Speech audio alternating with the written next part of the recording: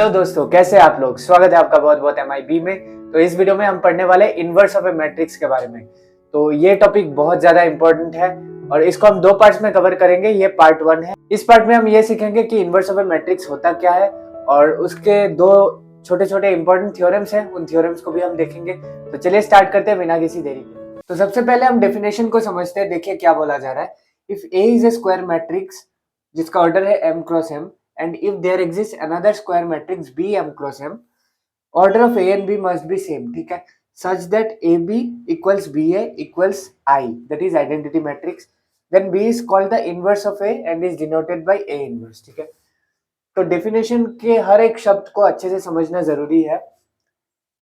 फिर से देखते हैं। A is a square matrix, ठीक है, स्क्वायर मैट्रिक्स होना मस्ट है। अगर स्क्वायर मैट्रिक्स नहीं हुआ तो उसका इनवर्स का हम बात नहीं कर सकते, ठीक है, स्क्वायर मैट्रिक्स होना चाहिए।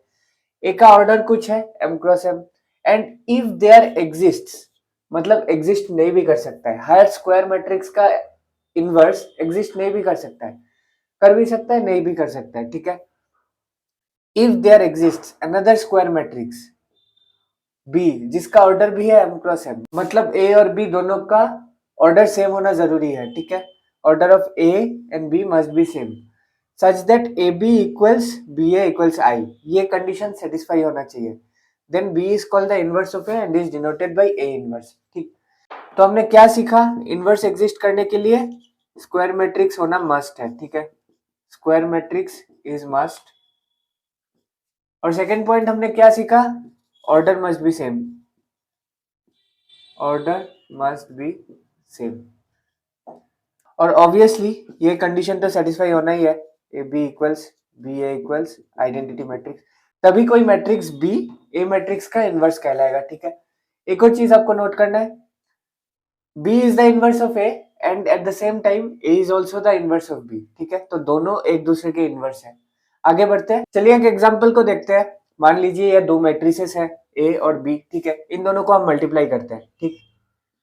मल्टीप्लाई कैसे करेंगे, सबसे पहले इस एलिमेंट को फर्स्ट रो का first element, that is first row first column, ठीक है। तो 2 into 2 plus 3 into -1 that is 1, ठीक है। ये है फर्स्ट रो का सेकंड एलिमेंट, तो first row second element 2 into -3 plus 3 into 2 that is 0, ठीक। First second row first element, second row first element 1 into 2 plus 2 into -1 that is 0, ठीक। Second row second element -3 into 1 plus 2 into 2 that is 1, ठीक। तो ए और B को multiply करने से हमें identity matrix मिल रहा है।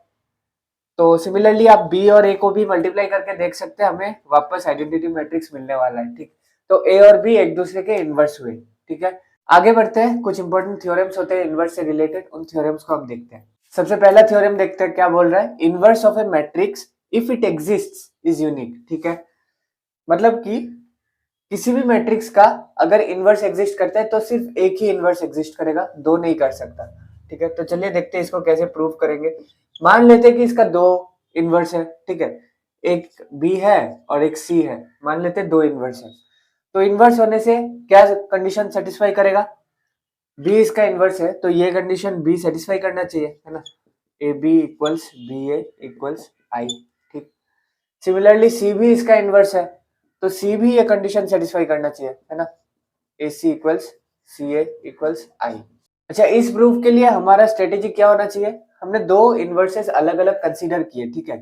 तो अगर हम इन दोनों को बराबर दिखा पाए, बी इक्वल सी अगर हम एस्टेब्लिश कर पाए, इसका मतलब बी और सी एक ही है, एक ही इनवर्स है ना। तो हमें ये दिखाना है, ठीक। तो सबसे पहले हम बी को उठाते हैं, तो बी को हम ऐसे भी लिख सकते हैं बी आई, है ना। कोई भी मैट्रिक्स आइडेंटिटी मैट्रिक्स से हमने मल्टीप्लाई किया तो वो मैट्रिक्स चेंज नहीं होने वाला, एक ही होने वाला है, ठीक है। तो आई को हम कैसे लिख सकते हैं, आई को हम ए सी लिख सकते हैं, है ना, आई ए सी बराबर है, ठीक। अब हम इसके अंदर एसोसिएटिव लॉ अप्लाई करते हैं, ठीक। एसोसिएटिव लॉ क्या बोलता है, A B C is equal to A B into C, ठीक। तो हम ब्रैकेट को चेंज कर सकते हैं, तो बी ए इंटू सी हम कर सकते हैं, है ना। यहाँ तक हमें समझ आ रहा है, कोई दिक्कत नहीं है। अब बी ए को हम आई से रिप्लेस कर सकते हैं, है ना। तो I C that is equal to C. तो अब देख सकते हैं बी इक्वल टू सी हमारे पास आ गया, that is B is equal to C. और ये दोनों इनवर्स जो हमने दो अलग अलग कंसीडर किए, ये अलग अलग नहीं है, एक ही है, that is the inverse of A matrix is unique. ठीक, अच्छा एक डेफिनेशन हम देखते हैं इन्वर्टिबल मैट्रिक्स। ठीक है, if A has an inverse then A is called invertible matrix.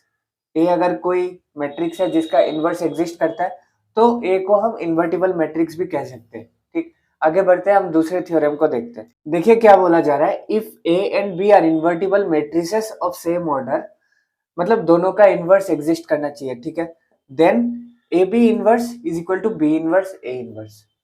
ठीक है, तो इसके लिए हम क्या स्ट्रेटेजी अपनाएंगे? सबसे इंपॉर्टेंट स्टेप ये है, ठीक है, A inverse equals I.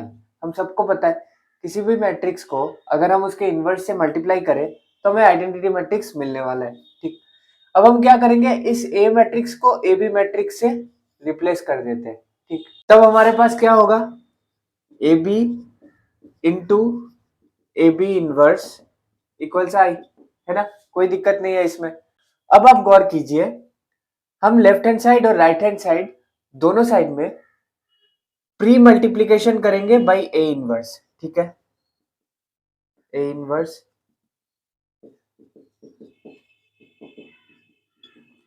Pre multiplication का मतलब जो टर्म दिया गया है उसके लेफ्ट साइड से हम मल्टीप्लाई करेंगे। इधर आई दिया गया है तो आई के लेफ्ट साइड से हम मल्टीप्लाई करेंगे। ठीक है, तो इसे कहते हैं pre multiplication, multiplying by A inverse on both sides. ठीक, अब आप कहेंगे कि आगे से करें या पीछे से करें, लेफ्ट साइड से करें या राइट साइड से करें, क्या फर्क पड़ता है? लेकिन फर्क पड़ता है। ठीक है, अगर मैं b इक्वल्स बी लिखूं, ठीक है, तो आप सोचिए, थोड़ा याद कीजिए हमने क्या सीखा था।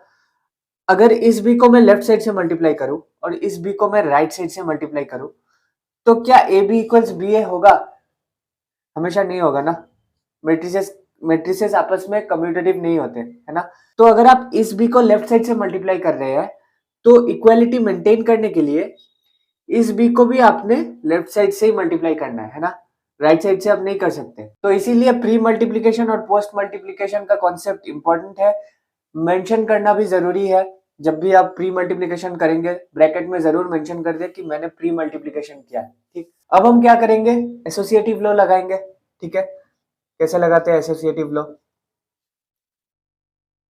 इन दोनों को एक साथ लिख देते हैं। ठीक, इन दोनों को हम एक साथ लिख देते हैं, A inverse A B A B inverse equals A inverse into I, हमें ए इनवर्स ही मिलने वाला है। ठीक, अब आप देखिए ए इनवर्स ए हमें क्या देगा, आई देगा, है ना, I B A B inverse equals A inverse.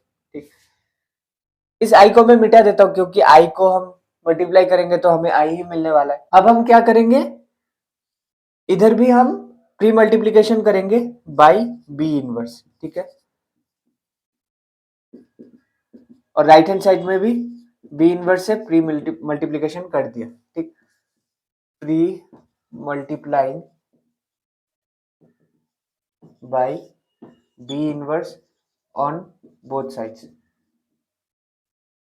ठीक, यहां तक हमें समझ आ रहा है, कोई दिक्कत नहीं है। वापस से हम एसोसिएटिव लॉ लगाएंगे, इन दोनों को हमने एक साथ लिख दिया, ये क्या हो जाएगा, ये तो आई है, I A B inverse equals B inverse A inverse, और I into A B inverse हमें ए बी इनवर्स मिल जाएगा। तो A B inverse equals B inverse A inverse, जो कि हमें प्रूव करना था। तो इस तरीके से इस थ्योरम को हमें प्रूव करना है। ठीक, क्या हो रहा है, A B inverse equals B inverse A inverse, मतलब बी इनवर्स पहले आएगा फिर ए इनवर्स आएगा। तो दोस्तों ये थी आज की वीडियो, उम्मीद करता हूँ कि आपको वीडियो अच्छे से समझ में आया होगा। नेक्स्ट वीडियो में मिलते हैं जिसमें हम डिस्कस करेंगे इनवर्स ऑफ ए मैट्रिक्स निकालते कैसे है। ठीक है, उसको समझने के लिए मेरे हिसाब से आपको ये वाला वीडियो देख लेना चाहिए जिसमें मैंने एलिमेंट्री ऑपरेशन और मैट्रिक्स के बारे में डिस्कस किया है। इसके कुछ रूल्स होते हैं, उन रूल्स को यूज करके हम इनवर्स ऑफ ए मैट्रिक्स निकालते हैं। तो ये बहुत ज्यादा रेलेवेंट है अगले पार्ट के लिए, तो जरूर उसको चेकआउट कर लीजिए। मेरा मैट्रिक्स का पूरा प्लेलिस्ट मैंने नीचे डिस्क्रिप्शन में लिंक कर दिया है, उसको भी आप चेकआउट कर लीजिए अगर आपको कोई भी टॉपिक अच्छे से पढ़ना है तो। मिलते हैं आपके साथ अगले वीडियो में। वीडियो अच्छा लगा तो लाइक कर दीजिए, अपना ख्याल रखिए और याद रखिए मैथमेटिक्स इज ब्यूटीफुल।